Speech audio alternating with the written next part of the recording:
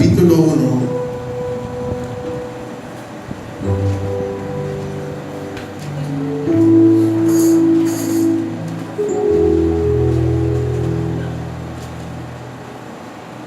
Libro de Nehemías, capítulo 1.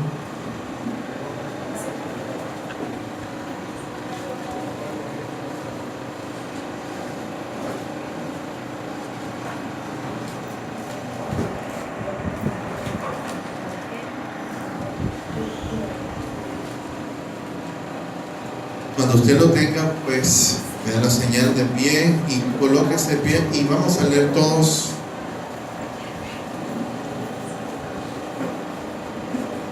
Capítulo número 1. Acérquese al que no trajo Biblia, por favor, iglesia. O usted en su defecto acérquese al que sí trajo. ¿Tenemos todos la palabra? Vamos a leer los primeros 4 versículos. Palabra de Nehemías, hijo de Acalías. Aconteció en el mes de Quisleu, en el año 20, estando yo en Susa, capital del reino, que vino Anani, uno de mis hermanos, con algunos varones de Judá, y les pregunté por los judíos que habían escapado, que habían quedado de la cautividad y por Jerusalén. Y me dijeron: el remanente, los que quedaron de la cautividad, allí en la provincia, están en gran mal y afrenta. Y el muro de Jerusalén derribado y sus puertas quemadas a fuego. El 4, vamos a leer todos a la cuenta de 3, 1, 2 y 3. Cuando oí estas palabras, me senté, lloré e hice duelo por algunos días, y ayuné y oré delante del Dios de los cielos. Amén. Puede sentarse, muy amable, muy gentil, por estar de pie. Yo tengo 2 testimonios para empezar. Hoy voy a hacer la introducción o el preámbulo, el exordio, llamamos en hermenéutica con testimonio. Tengo 2 testimonios. El primero es que nosotros nos mudamos, ustedes saben, desde que nos mudamos hemos tenido muchas luchas en el lugar donde Dios nos colocó. Sí, pasaban cosas extrañas, ya gracias a Dios no se ha liberado el lugar, ya no están tocando la cama, ya no está apareciendo lo que aparecía, hemos estado orando y reprendiendo. Pero nosotros teníamos abajo unos vecinos que eran unos vecinos como a usted le gustaría tenerlo. Tenemos un brujo y un gnóstico. Vivían en el mismo apartamento. Eran hasta pareja, imagínense. Y eso fue una lucha tremenda desde que se mudaron.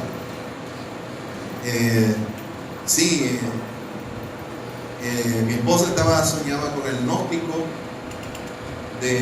Nosotros una vez nos levantamos, vimos las cosas, yo dejé mis cosas en el computador de una forma y me amanecieron de otra forma. Era una lucha espiritual tremenda, y orando y reprendiendo, hermanos. Y me dice una hermana, la hermana que está aquí, que ella tiene una obra, y me dice: pastor, usted sabe que usted tiene un gnóstico y un grupo ahí de vecinos ahí abajo. Sí, claro. Y me dice: va a tener que mudarse de ahí, porque imagínese, él no se va a mudar porque él es la dueña del apartamento, es prima de uno de ellos. Y yo en la cabeza dije: pobrecito. Y eso era que el tabaco, que creo que fue el miércoles, mira, que tú escuchaste, ¿verdad? El miércoles fue tipo 10, 11 de la noche, estábamos sacando la basura, y Liliana baja y dice que cuando estaban hablando, y entonces uno le dijo al otro: si vas a hacer la brujería, vas a hacerla todo el patio, que yo trabajo acá. Entonces era mejor dicho, ¿sí? En esa cuestión la gente piensa que eso es fantasía y que es mentira, pero eso es una realidad terrible. Y resulta que una hermana: no, hermana, tranquila, el que tiene que huir es el diablo. La Biblia dice: someteos a Dios, resistí al diablo y huirá. Pero yo no voy a salir de él, yo no voy a huir. Y hermanos, orándole al Señor. Yo irme para Bucaramanga un día, estaba aburrido con el olor ese a tabaco y unas cosas raras, hermano. Ese olor que usted no ha pasado por la 41 con el Paseo Bolívar, que hay una cuadra así de puro agüita esa de colores, un olor, ese olor todo el día, hermano, ese trabajo. Ahí entraba gente y salía gente. Y yo le dije al TIP para Bucaramanga, Señor, envía a tu ángel, como hay un salmo, y acósalo, Señor, acósalo, repréndelo tú entonces, corretealo tú. Yo le hice una oración toda así rara y oré y me fui, y cuando llegué otra vez los mismos olores todo el día, las mismas cuestiones. Y resulta que el sábado cuando yo llegué como a las 4, y cuando estoy almorzando sentí que un camión estaba bajando cosas, y cuando me asomo así, estaba mudando.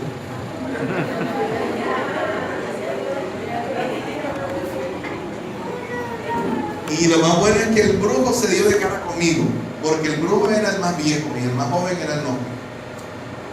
Y el brujo se quedó viendo así, me quedó viendo así, porque él siempre andaba como con una risa. Cuando me veía a mí era como una burla. Y resulta que ayer él me miró con una cara seria y yo me eché a reír.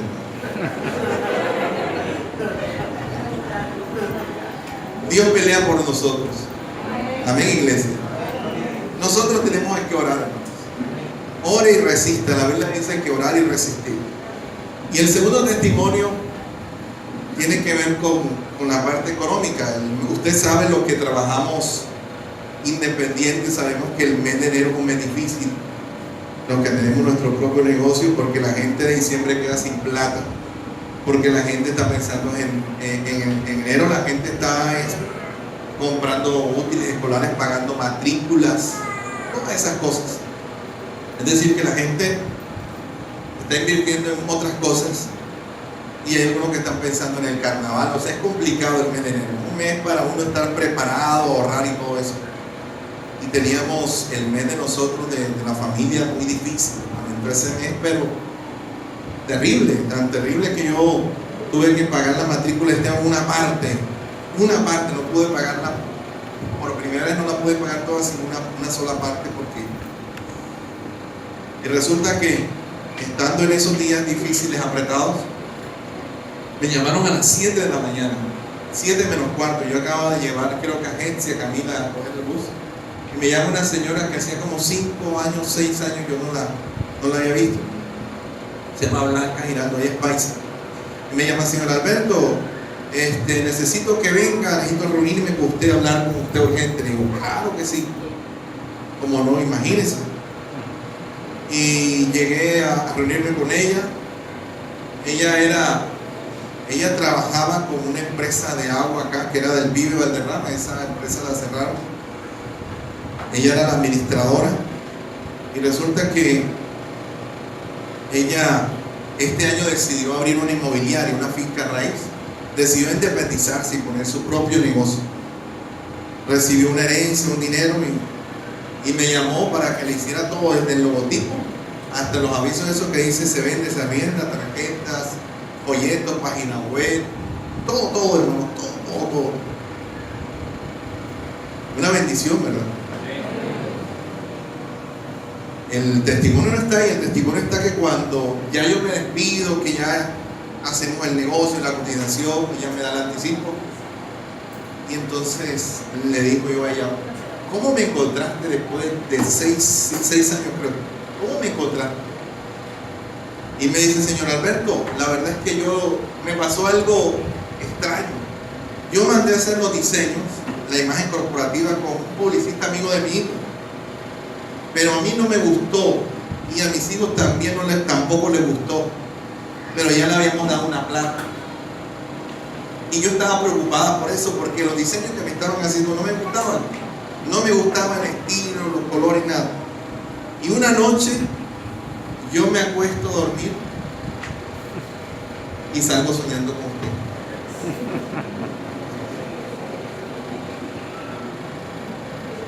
Y yo al día siguiente que me levanto, y yo digo: ¿y por qué yo soñé con el señor Alberto? Ah, ¿verdad que él es publicista? Y lo llamé enseguida. Y yo le dije, lo que pasa es que lo que te sucedió a ti, tú eres respuesta primero a las oraciones del pueblo de Dios. Y lo segundo es que hubo un rey, ¿recuerda cómo se llamaba? ¿Cómo se llamaba el rey?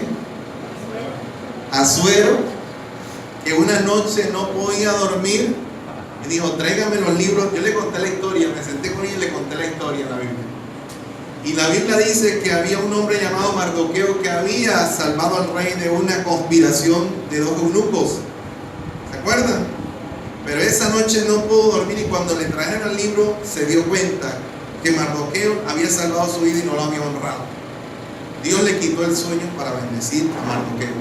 Y Dios te quitó el sueño a ti, o mejor dicho, te dio un sueño para bendecirme. Leí ese testimonio y ella se reía y decía, ¿qué verdad, Señor Alberto? Entonces, ese es mi testimonio, hermano. Para mí fue emocionante, de pronto para ustedes no,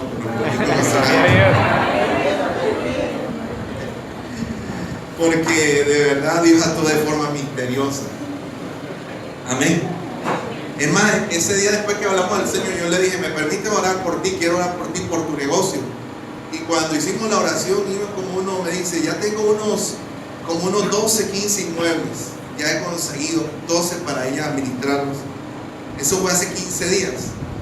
Y el jueves que le instalé un microperforado en la ventana, una publicidad, me dijo, Alberto, sigue orando porque ya van casi 200. Imagínense. Entonces, Dios es bueno, hermanos. ¿Cuántos creen que Dios es bueno? La escritura, bueno, ahora vamos a hablar de cosas malas. Vamos a hablar de Nehemías.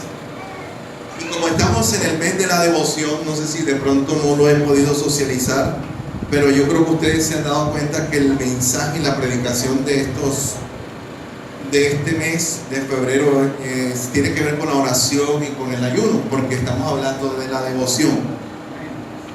Es nuestro propósito este año refrendar las enseñanzas de Cristo y ahondar en los temas espirituales que muchas veces se desconocen o que muchas veces se ignoran. Pero vamos a hablar de un hombre y vamos a ver cómo enfrentar el mal con nuestra devoción. Usted dirá, ¿qué significa devoción, pastor? ¿Qué es la devoción? Sencillo, la definición de la Real Academia de la Lengua Española es un sentimiento y una actitud de reverencia profunda religiosa hacia Dios. Lo vuelvo a repetir. La devoción es un sentimiento, es decir, algo que yo siento, algo que en mis emociones lo percibo, y una actitud de reverencia o de servicio profundo hacia Dios. Eso es lo que traduce la devoción.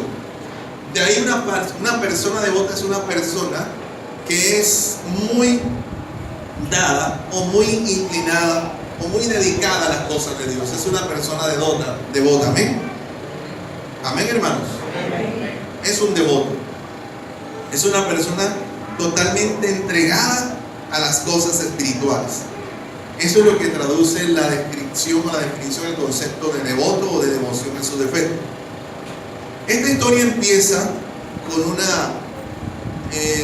un diagnóstico, mejor dicho, porque la Biblia dice que Nehemías envió unos mensajeros o llegaron unos mensajeros, mejor, a traerle a traerle una información acerca de unos judíos que habían quedado de la cautividad y que habían quedado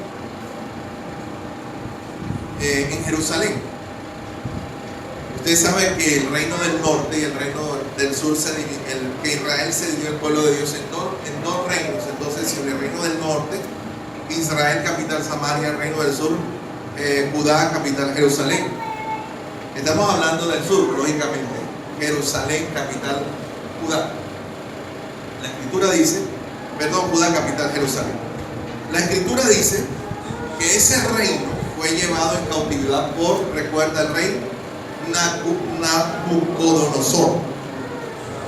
Pero no todos fueron llevados cautivos. Algunas personas de esa cautividad quedaron ahí viviendo, quedaron establecidas ahí, unos que otros. Esas personas que habían quedado de esa diáspora después de todos los reinos, porque fueron una sucesión de reinos que invadieron las tierras, es decir, que pasaron de manos de un rey a otro rey, de imperios a otros imperios.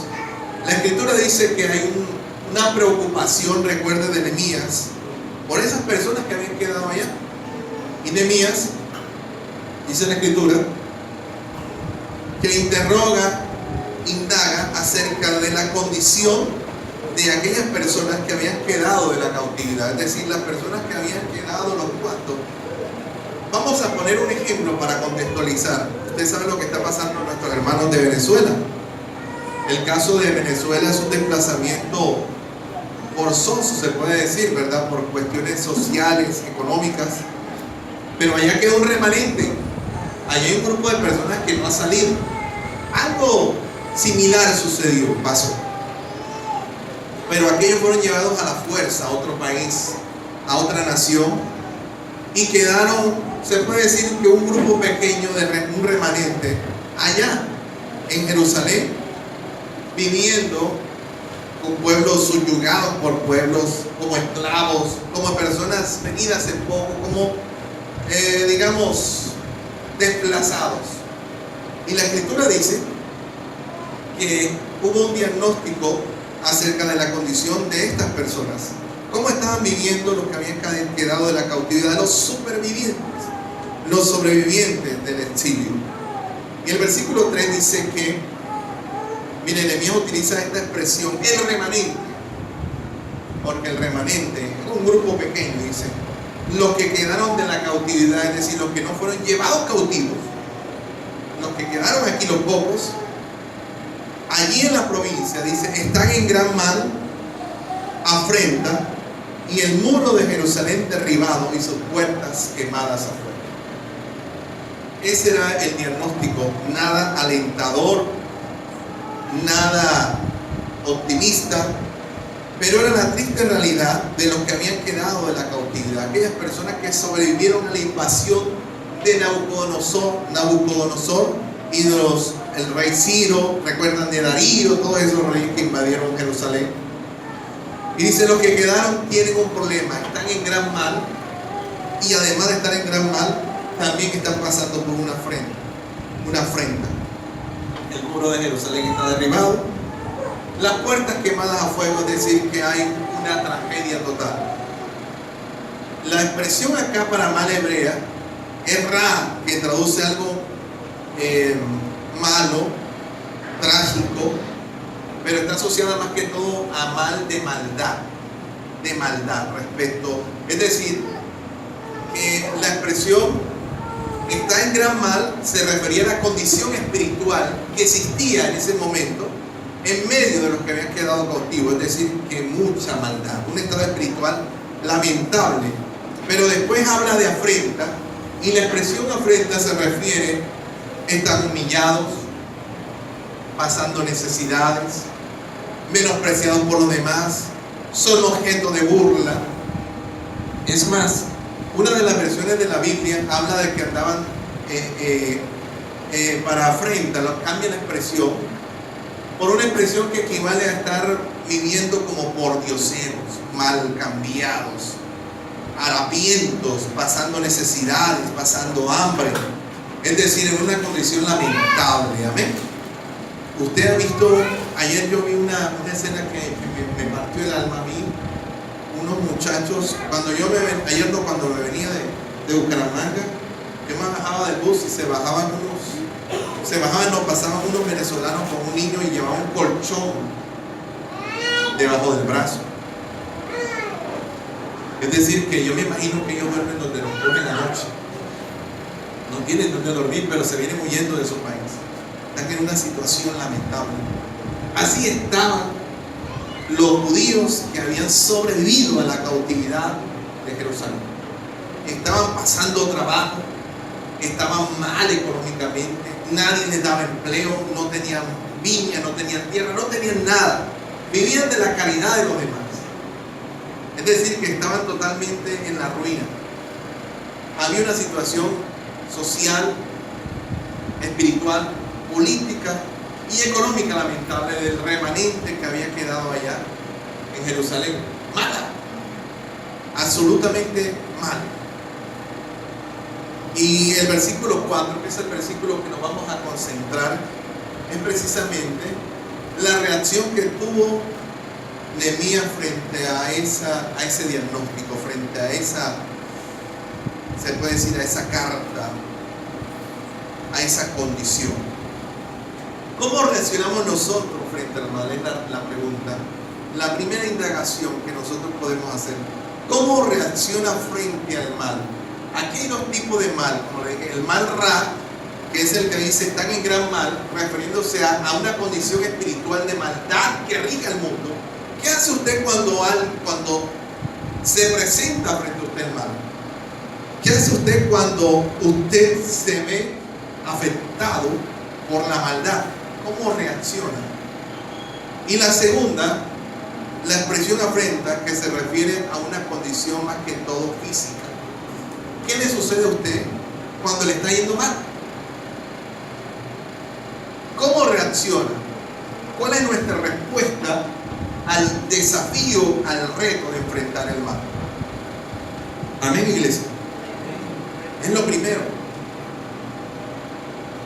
Nosotros no escogimos nacer en esta tierra, ni escogimos nacer en la familia que nacemos, ni nuestros padres, ni nuestros hermanos. Yo creo que uno no escoge ni la iglesia. Dios nos lleva donde Dios quiere que uno esté. Así sucede. Somos bendecidos, bienaventurados en tener lo que tenemos. ¿Usted le da gracias a Dios por eso?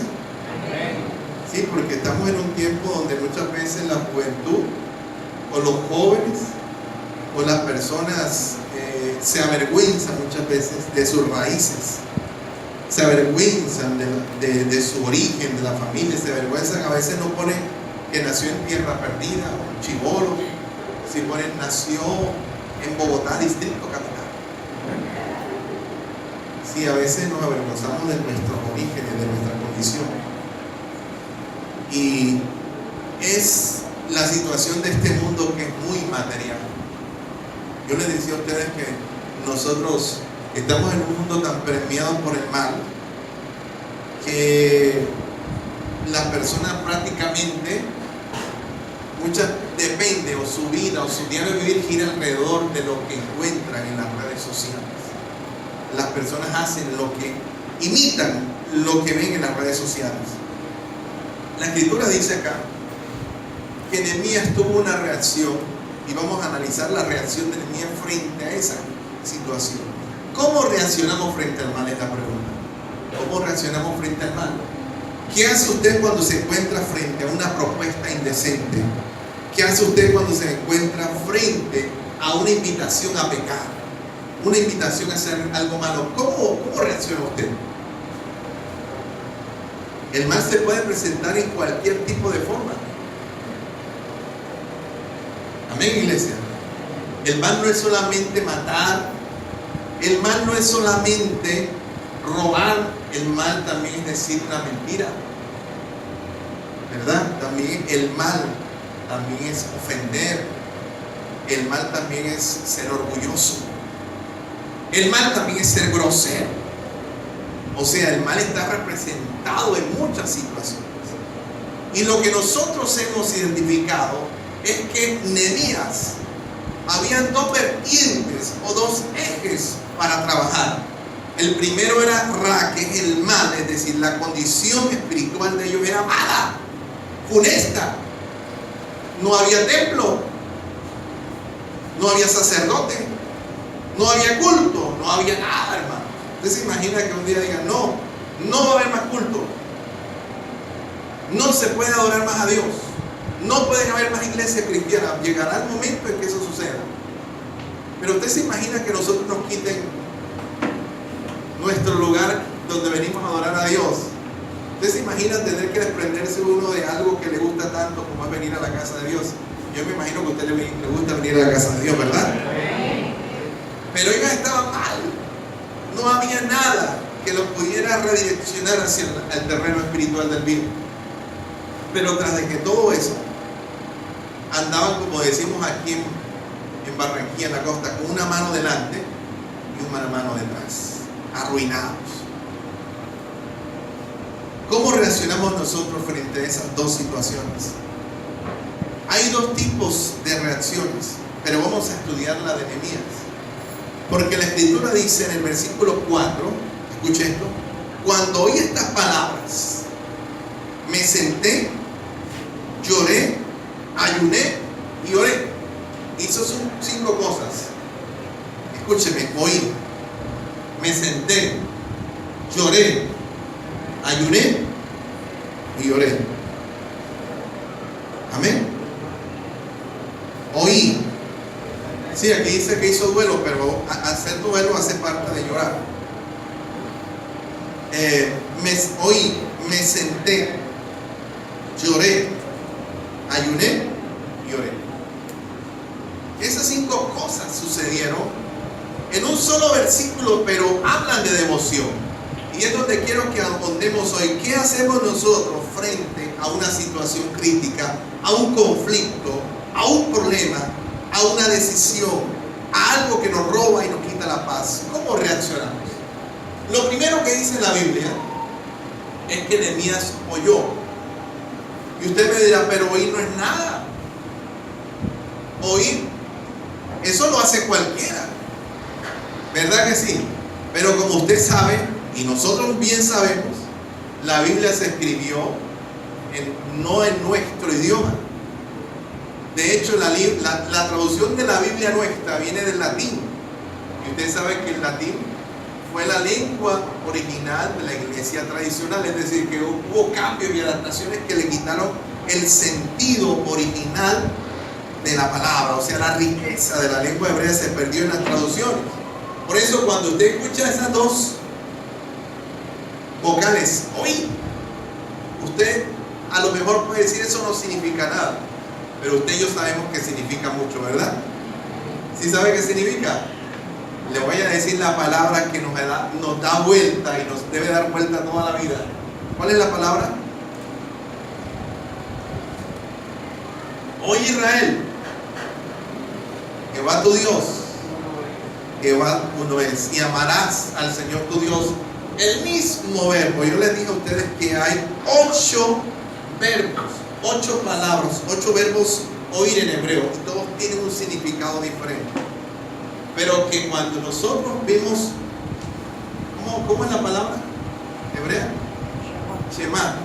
Cuando usted escucha Shema, es una expresión que se utiliza cuando oímos. ¿Cómo es el significado de Shema? Oír, ¿cómo? Inteligentemente, con inteligencia. ¿Recuerda qué significa Shema? Oír. Primero, oír atentamente, mirando a los ojos a la otra persona. En segundo lugar, entender lo que me están diciendo. Y en tercer lugar, accionar. Es decir, voy a responder a lo que estoy escuchando. Eso es lo que significa oír en esa expresión. Es decir, que, escúcheme, Nehemías, cuando le estaban hablando, escuchó atentamente, con detenimiento, digerió lo que le estaban diciendo, es decir, lo procesó, entendió la trascendencia y la naturaleza de la situación, la gravedad de la situación. Es decir, yo le añadiría algo más: oyó sensiblemente. Amén, porque nosotros oímos superficialmente. Nosotros somos tan folclóricos que nos hablan y nosotros no miramos ni a la gente, ¿sí o no? Ya yo te oí, ¿sí? Cuando uno lo mandaban a hacer, ¿se acuerdan? A la tienda, me traen y me daban la lista 1. Y eso que no había celular. Hermano, y uno caminaba a la tienda y se le olvidaba. ¿Qué fue lo que me dijeron? ¿Qué fue lo que me dijeron? Y siempre uno llegaba y le faltaba algo. Porque nosotros, escúcheme, nosotros los latinoamericanos somos folclóricos. Nuestros oídos son más atentos a la música que a lo que nos están hablando y diciendo las demás personas. Amén. Claro que cuando vamos en un bus,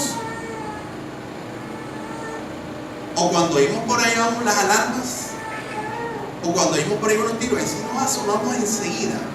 Ahí sí ponemos en práctica Shema, ¿verdad? Oímos atentamente. Pero mire, una de las terapias más saludables que hay a nivel de psicología es oír, escuchar. Hay personas en el mundo que lo único que necesitan es ser oídas.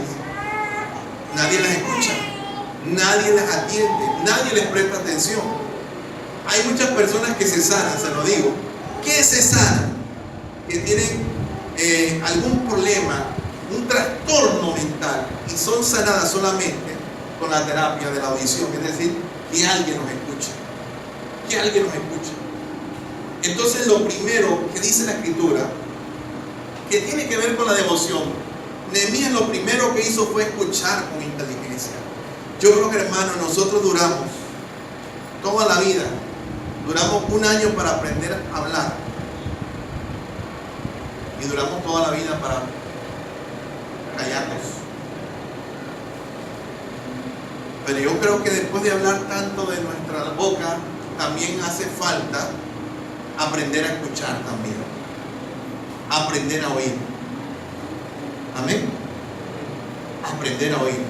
Porque muchas veces nosotros oímos lo que queremos oír y entendemos lo que queremos entender. Amén. Y la Biblia dice que debemos oír como Nehemías. Nehemías dice en la Biblia que oyó con inteligencia. ¿Amén?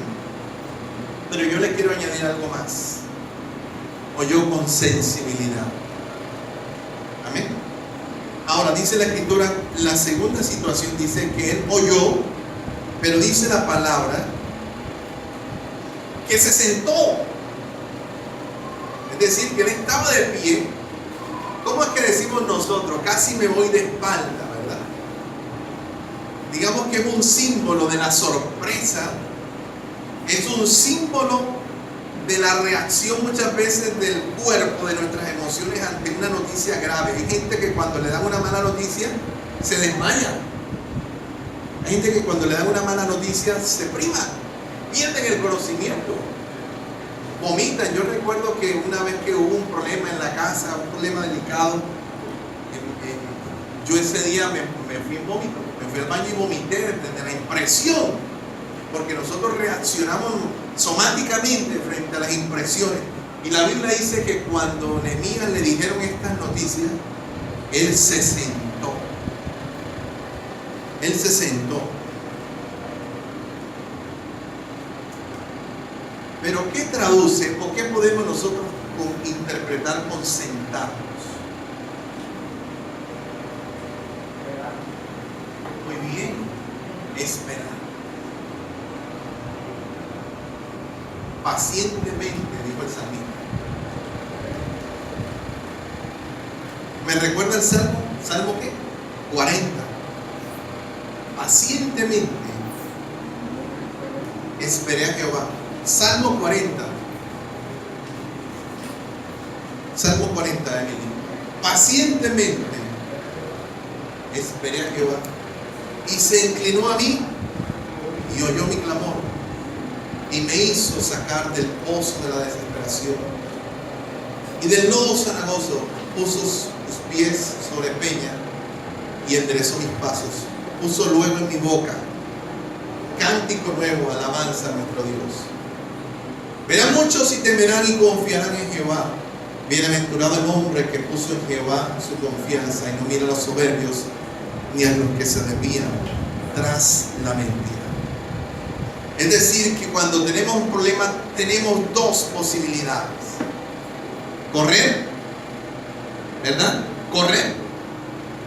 Cuando tú estás atravesando una crisis, muchas veces en tu estado de desesperación buscas una respuesta inmediata. Es decir, la gente corre y busca la respuesta que esté al alcance de su mano. ¿Cuántas veces no hemos tomado decisiones equivocadas por apresurarnos? ¿Cuántas veces no nos hemos equivocado por no sentarnos y esperar?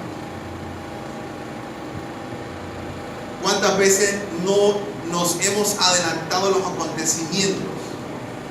Y entonces muchas veces el remedio resulta peor que en la enfermedad.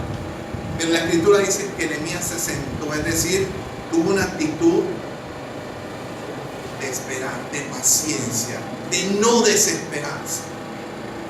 Amén, iglesia.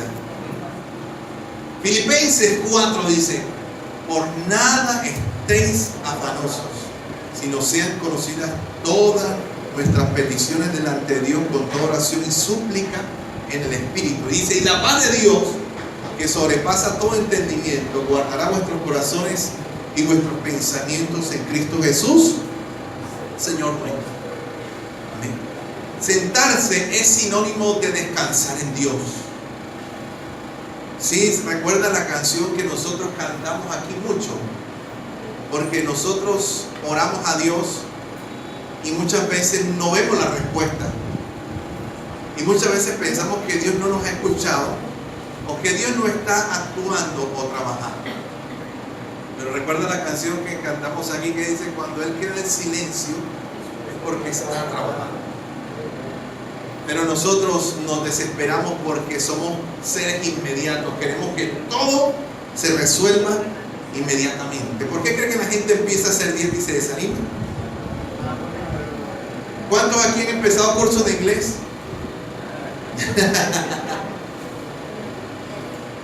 Yo recuerdo cuando salió el famoso curso de inglés. De Oprah Winfrey, no, hace años atrás había un curso que la persona que aprendía durmiendo. Oiga, qué robot tan descarado, yo creo que si eso funcionaba, usted podía estudiar una carrera universitaria durmiendo. Yo creo que hubiera muchos doctores PhD en nuestras ciudades. Imagínense, con la gente que duerme, podrían hacer 3 carreras en el día.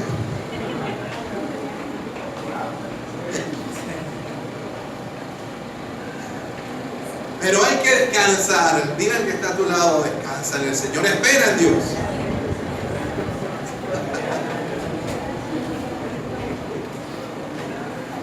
El Salmo 42 dice algo referente al sentarse, porque ya nos dimos cuenta que la devoción depende mucho de cómo oímos. Tenemos que aprender a oír. ¿Cuántos creen que tenemos que aprender a oír también?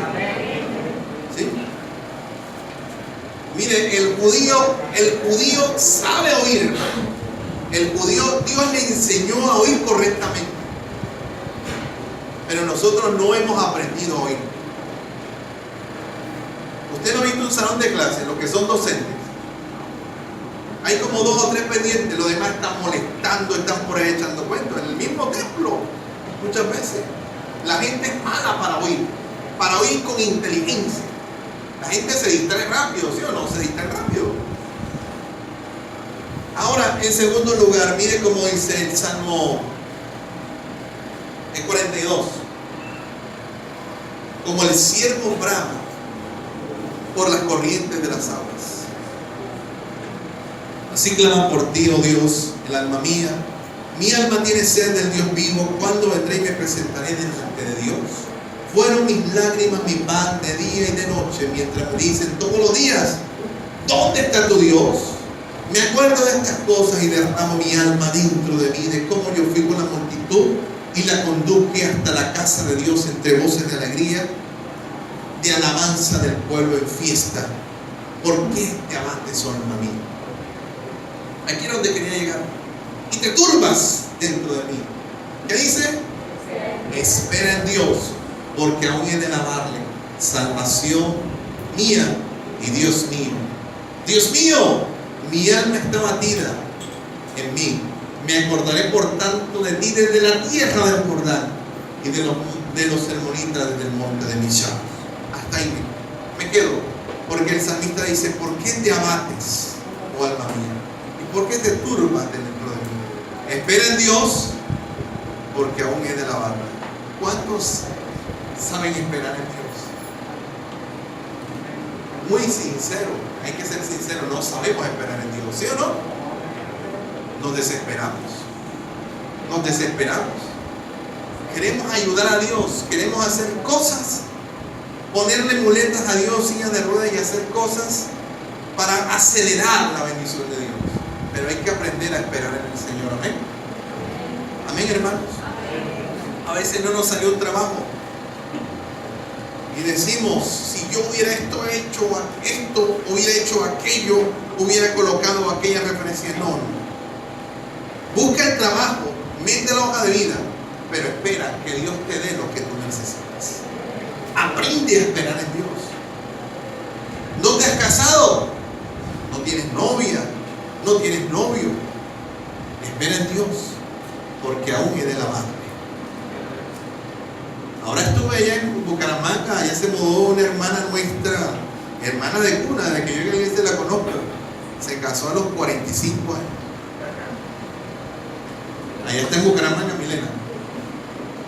¿Y quiere tener hijos? Yo le dije, órale al Señor que te dé un hijo. Hay que esperar en el Señor, amén.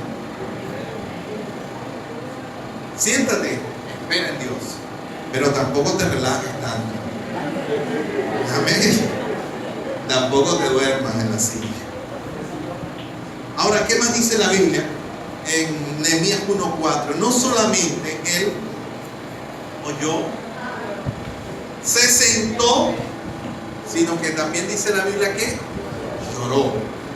Vamos a ver, cuando oí estas palabras me senté, lloré e hice duelo por algunos días. Hacía parte de la naturaleza del judío lo que llamaban las lamentaciones, las endechas, el cilicio. Todos eran símbolos o eran rudimentos que utilizaba el judío para demostrar que estaba sufriendo, que tenía dolor, que tenía un duelo en su alma. ¿Sabe cuánto le duraba a un judío un duelo? Por un muerto, ¿cuánto era? A ver, los que estuvieron aquí en Instituto Bíblico. ¿Por cuánto le guardaban duelo?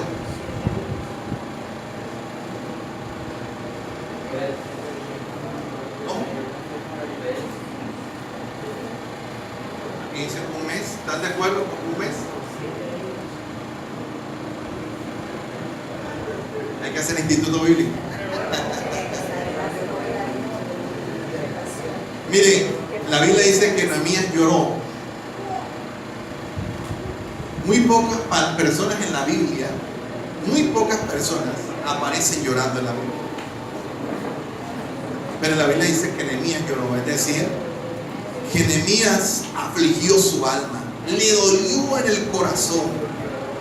Miren, una persona devota, una persona que es devota, que tiene devoción a Dios, es una persona sensible, una persona muy sensible. Jeremías dijo que fueron sus lágrimas, el salmista dijo que fueron mis lágrimas, mi pan de día y de noche. Y Jeremías dijo que sus ojos fueron, sus lágrimas fueron como ríos, como fuentes de agua. Jeremías escribió un libro llamado Lamentaciones, donde él de una forma descarnada expresó el dolor que tenía por la cautividad de la hija de su pueblo. Escúchenme algo, nosotros debemos ser personas sensibles, con dolor.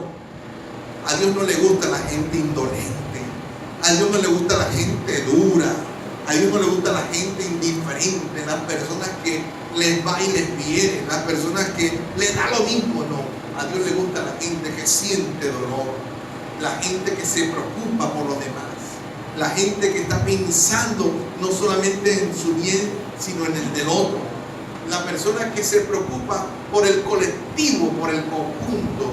Pero nos hemos vuelto personas insensibles, indolentes, indiferentes. Amén. Nosotros ahora tenemos tecnologías que nos acercan más a los extraños, pero nos alejan más de quien conocemos, de nuestra familia. En este tiempo estamos más conectados con personas que viven al otro lado del mundo, pero lejos con el que duerme con nosotros. Nos hemos vuelto insensibles, extremadamente tecnológicos, y hemos descuidado la importancia del dolor, de inferir una sensibilidad hacia las cosas. Y la Biblia dice que Nehemías le dolió Amén, iglesia. Lloró. ¿Cuántas veces lloras tú? ¿En el día? ¿En la semana? ¿En el año? ¿Verdad? Hay personas que hay que echarle unas lágrimas artificiales para que lloren, porque hay personas muy duras, muy resecas, hermano. No los conmueve nada, nada les afecta ni nada les importa. Pero también nos demostró que una persona devota no solo oye bien, no solamente descansa en Dios, sino que también una persona muy sensible. Amén, iglesia. Yo digo que el cristiano devoto debe ser llorón. Debe ser llorón, llorar. ¿Usted ha llorado delante de la presencia de Dios? ¿Sí? ¿Alguna vez ha llorado en medio de una prédica, en medio de una alabanza, en medio de una adoración, en medio de una oración? Yo he llorado hasta viendo una foto, llorando, uno llora viendo eso. Hay cosas que le parten el alma. Pero la Biblia dice que Nehemías lloró, y no solamente lloró, sino que dice que hizo duelo por algunos días. Es decir, que lo más probable es que se haya vestido de negro, de silicio, y haya echado ceniza sobre su cabeza, que era una señal de duelo para el judío. Así que el cristiano devoto, el cristiano que practica la devoción es una persona sensible, una persona de quebrantamiento, una persona de lágrimas fluidas, una persona de moco tendido. Amén, iglesia. Nos enseñaron que llorar era una señal de debilidad, ¿verdad? ¿Sí o no? Hasta los hombres no lloran. Sí, a uno le enseñaron que no se debía hacer, pero la Biblia muestra que este hombre era muy sensible al punto de que lloró al escuchar la condición de sus hermanos. Y seguimos adelante. ¿Qué más hizo después de llorar y hacer duelo por algunos días? ¿Qué más hizo, iglesia? ¿Cómo? Dígalo fuerte. Ayunó, amén. ¿A cuántos les gusta ayunar?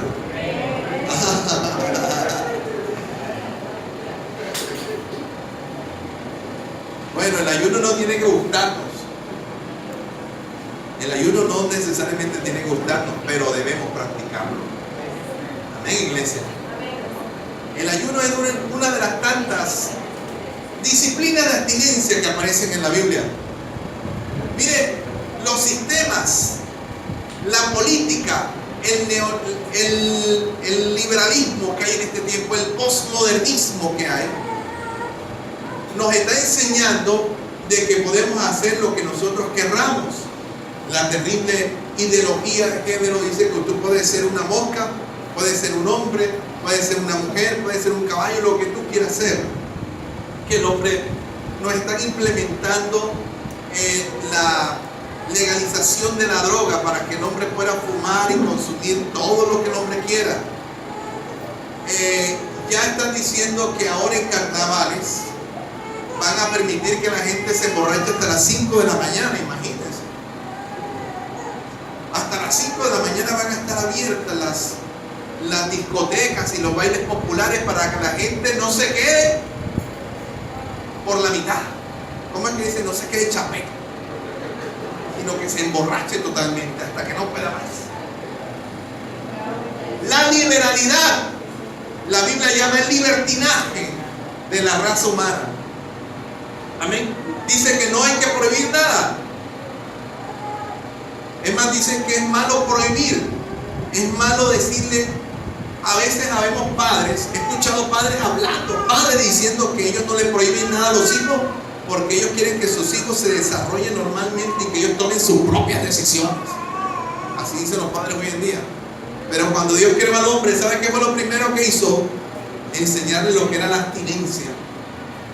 Porque la primera señal de abstinencia fue en el huerto del Edén. Dios le dijo al hombre: puedes comer de todo lo que quieras comer. Pero ese árbol que está ahí, no lo puedes comer. Es decir, le puso una señal de prohibido y puso una figura de un hombre y una mujer así. Prohibido el hombre comer ese fruto. Amén, iglesia. Es decir, que Dios fue el creador de la abstinencia. Amén. Ahora, el ayuno es una disciplina espiritual donde la persona se abstiene de dos cosas. Escúcheme. Se abstiene de los alimentos, pero se abstiene también del mal. Amén. Vamos a leer Mateo capítulo 6.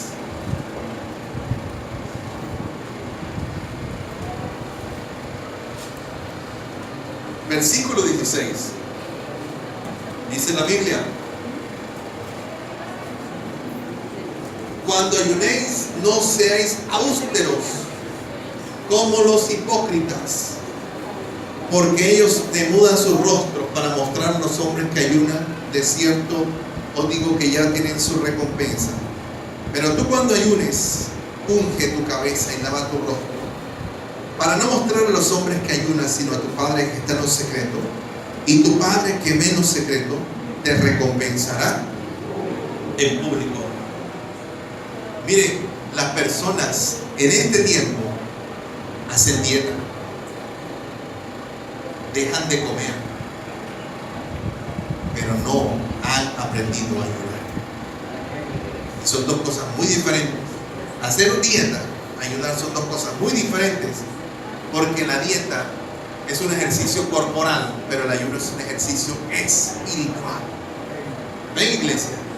Ahora, Jesús dijo estas palabras: cuando ayunes.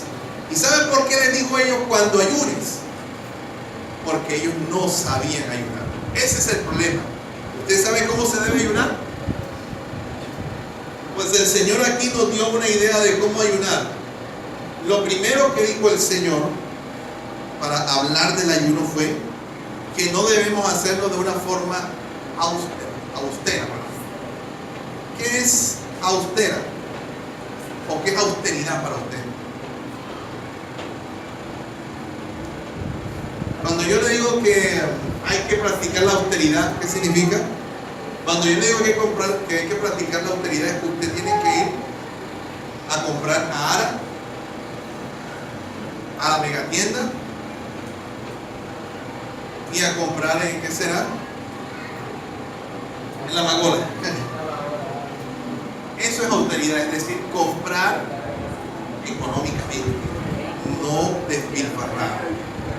Comprar lo justo, lo necesario. Cuando la Biblia dice que no seamos austeros, se refiere que cuando ayunemos,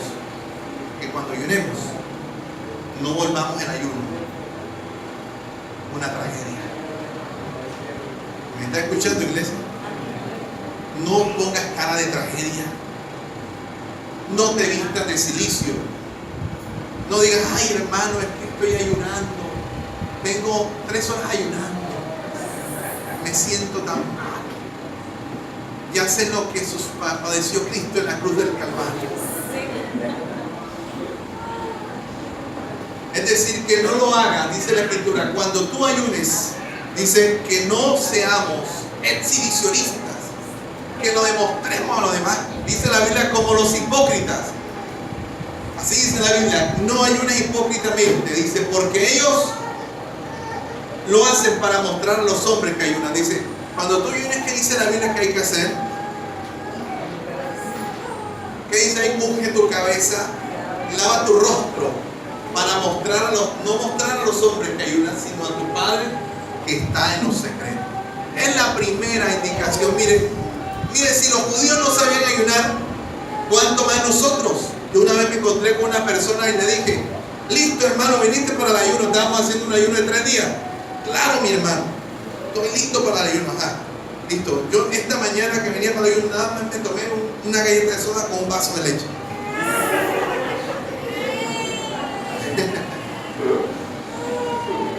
Sí, dijo de esa forma.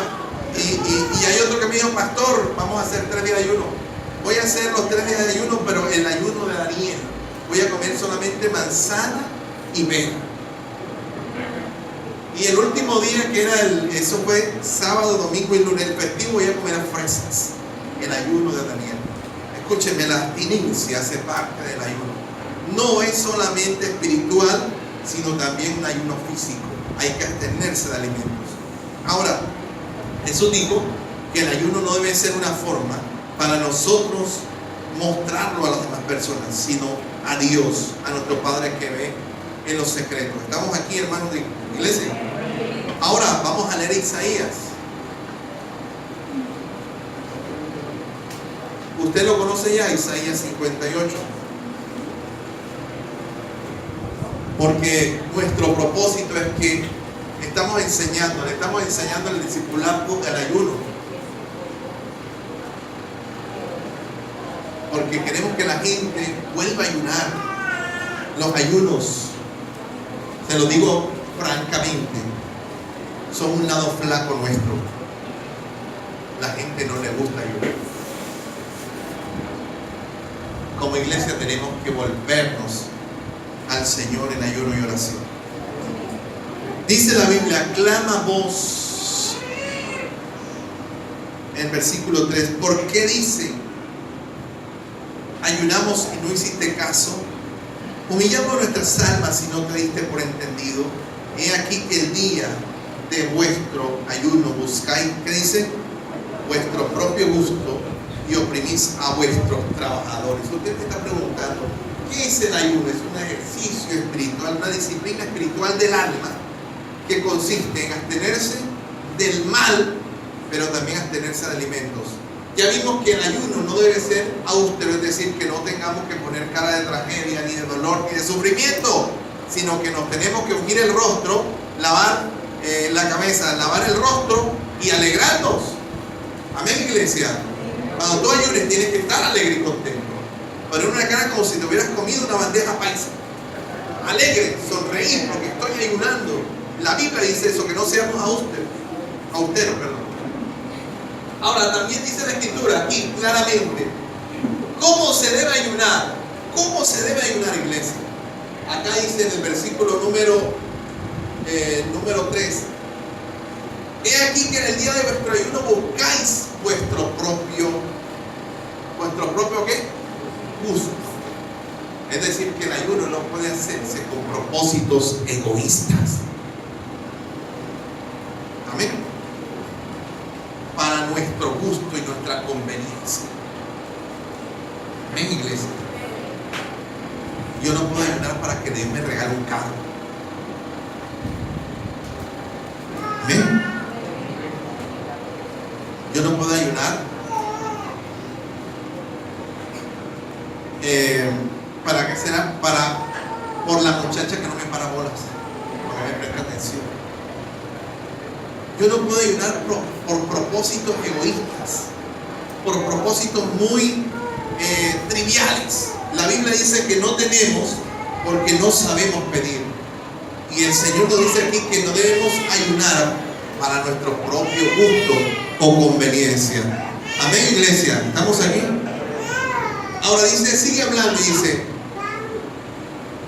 y oprimís a todos vuestros trabajadores. Dice, he aquí que para contiendas y debates ayunáis, y para herir con el puño inicuamente. No ayunéis como hoy, para que vuestra voz sea oída en lo alto. ¿Se da cuenta? No es que el Señor nos dijo que no ayunáramos, sino que supiéramos ayunar. Debe ayunar, escúcheme, y no practicar lo que dice la Biblia, que aquí las personas ayunaban, pero hacían el mal, le pegaban. Mire lo que dice aquí, oprimís a vuestros trabajadores, contiendas. Imagínense un ayuno de voceo, porque dice que estarían con el puño inicuamente, porque le pegaban, golpeaban a los demás en el ayuno.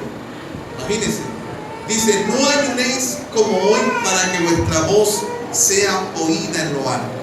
Usted no puede orar para combate, por contienda. Usted no puede orar por debate. Usted no puede orar por pelea, ni por pleito, ni por nada extraño. ¿Estamos aquí, iglesia? Yo siempre le he contado a usted la historia trágica de unas personas que estaban ayunando para que el pastor se fuera, para que ellos sacaran al pastor de la iglesia. Y eso no fue la única, de pronto sí me he contado. Pero una vez me encontré con unas personas que yo fui por allá a predicar por el lado del Cesar, y una congregación más o menos numerosa, más grande que esta, y proclamaron un ayuno, y la persona había una familia que estaba orando porque tenía un pleito por unas tierras. Escuchen, y el señor había caído enfermo, el dueño de las tierras. Estaban orando para que el Señor se lo llevara y le quedara las tierras a esa persona.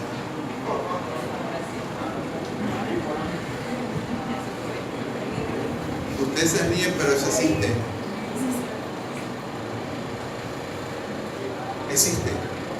Personas que ayunan por propósitos nefastos. El ayuno no es para contiendas, ni para debates, ni para estar peleando. Si usted se levantó a ayunar y se levantó amargado, aburrido, peleando con todo el mundo, mejor no ayune.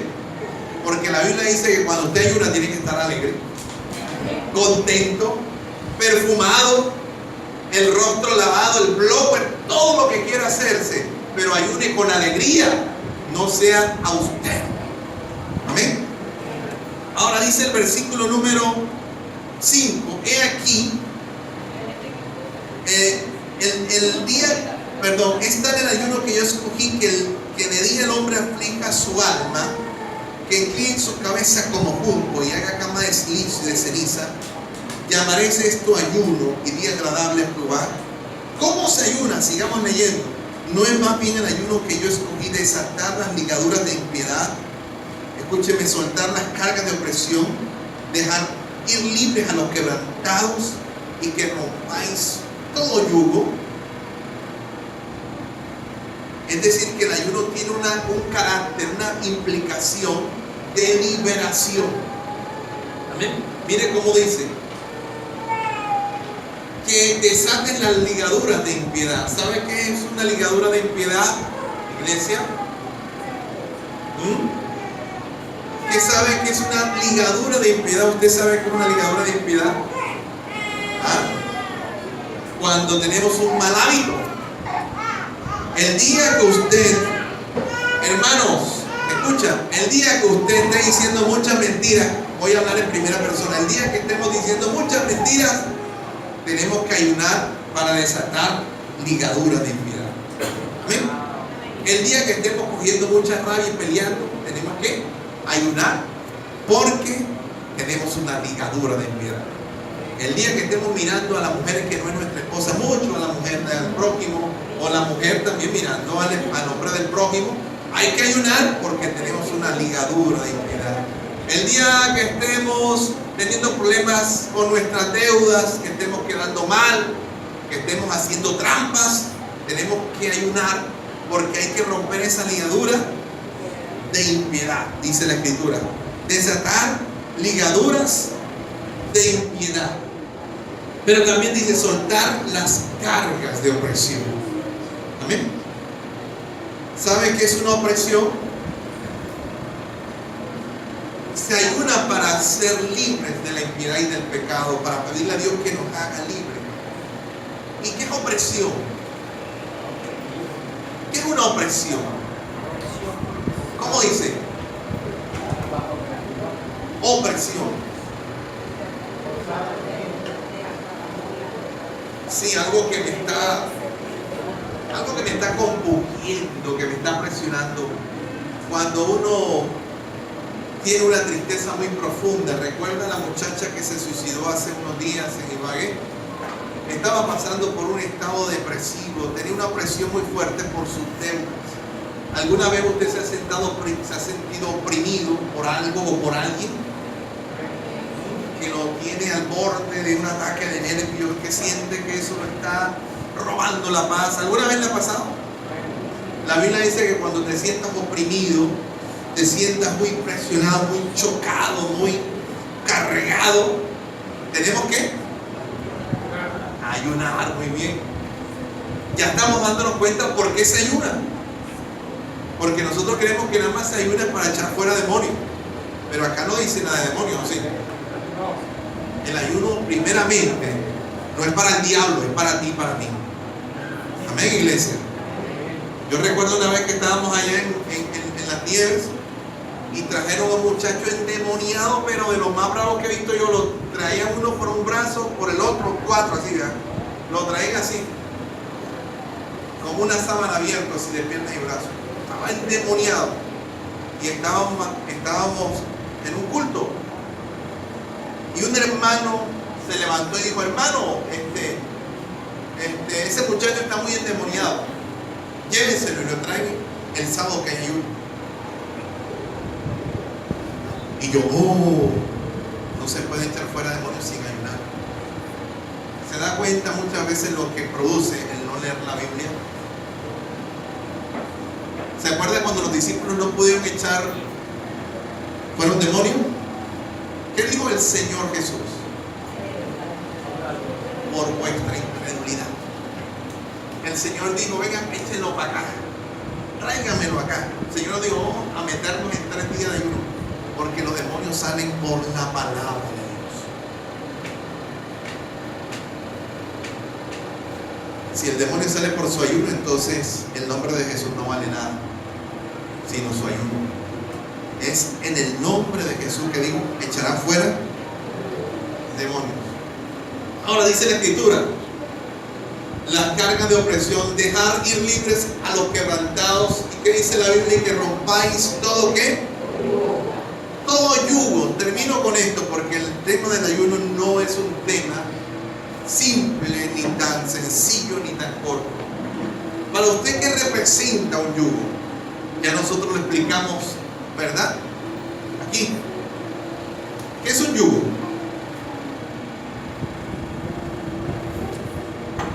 La Biblia dice que no nos debemos unir en yugo desigual con los incrédulos, ¿verdad? Porque no hay compañerismo, comunión entre la luz y las tinieblas. Una relación, ¿verdad? Como una asociación con alguien. Un yugo necesita de 2 personas, por ejemplo. Algo, una asociación, algo que me tiene atado a otra persona.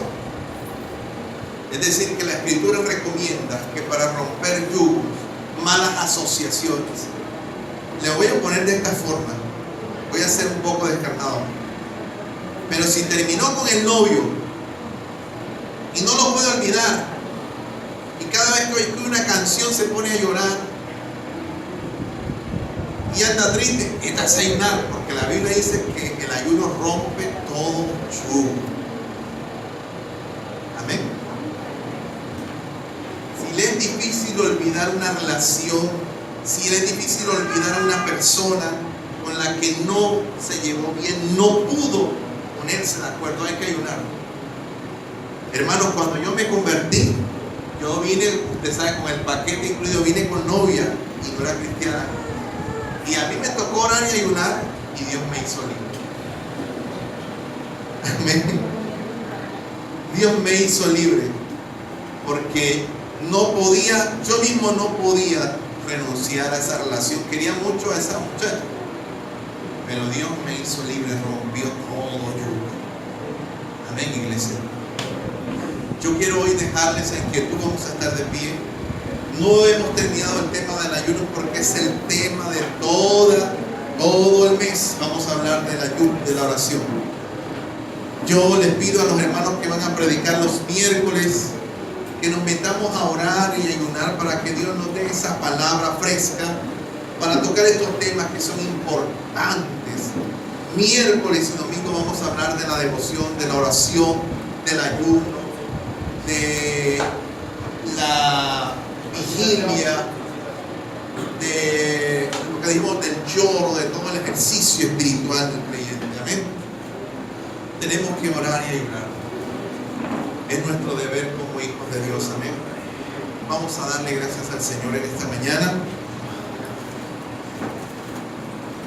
Oren conmigo, te damos gracias, Señor, en el nombre de Jesús, tu Hijo amado. Gracias por tu palabra y por Nehemías también, Señor, que nos ha mostrado, Señor, y nos ha enseñado cómo debemos reaccionar frente al mal. Cómo debemos, Señor, enfrentarnos ante la opresión. Cómo debemos enfrentarnos a las malas noticias, a los conflictos, a las necesidades. Tu palabra dice que Nehemías oyó con inteligencia, se sentó, lloró, ayunó y oró al Dios del cielo. No aparece ninguna estructura humana en todo esto que hemos hablado. Todo lo que hizo Nehemías fue devoción hacia ti, Señor.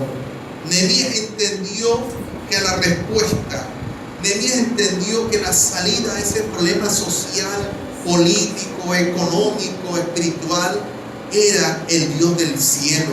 Dios era el que podía ayudarlo. Dios era el que podía restaurar. Dios era el que podía hacer volver la cautividad, Señor. Dios era el que podía levantar a Jerusalén y a sus muros, Señor. Y por eso Él clamó al Dios del cielo. Por eso Él oró, lloró y ayunó, Señor. Ayúdanos a ser Nehemías. No solamente, Señor, por un día, ni por un mes, ni por una temporada, sino todo el tiempo de nuestras vidas. Que así no haya ayuno en la iglesia, nosotros propongamos en nuestro corazón orar y ayunar, Señor. No solamente, Dios, pensando en los demonios, sino pensando en nuestra condición espiritual, pensando en ser libres de las ligaduras de impiedad, pensando en ser libres en la opresión que hay en nosotros, y pensando también, Señor, en romper todos los yugos que nos apartan de ti. Todas las cosas que nos alejan de ti se convierten en yugos que necesitan ser quitados de nuestra vida espiritual. Ayúdanos a levantarnos. Ayúdanos a ser hombres, mujeres de ayuno, de lloro, de oración, Señor. Te lo pedimos en el nombre de Jesús. Y te damos muchas gracias, Señor. Te damos muchas gracias, Señor. Levanta un ejército de Nehemías en este lugar para gloria tuya. Y te damos gracias, Señor, en el nombre de Jesús. Amén.